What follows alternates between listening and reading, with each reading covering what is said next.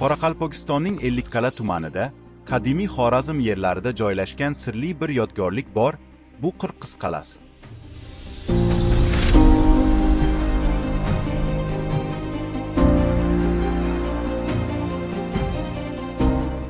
Bu qadimiy qal'a taxminan milodiy tort 7-asrlarda qurilgan.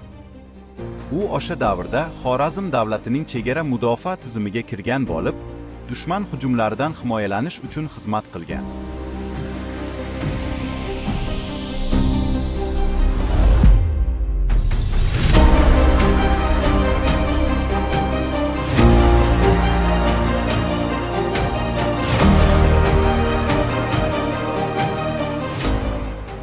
Qal'a loy gishtdan qad rostlagan, devorlari baland, ichida kuzatuv minoralari va yashash joylari bo'lgan.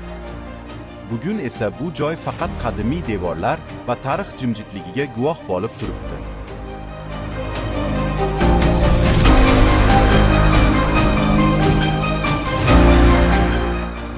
Rivoyatlarda aytilishicha, bu qal'ada yurtini himoya qilgan 40 nafar jasur qiz yashagan. Ular bosqinchilar kelganda o'z hayotini qurbon qilib, vatanini dushmandan saqlab qolgan.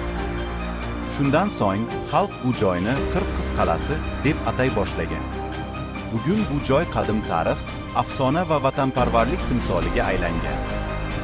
Agar siz Qoraqalpog'istonga kelsangiz, bu joyni albatta ziyorat qiling.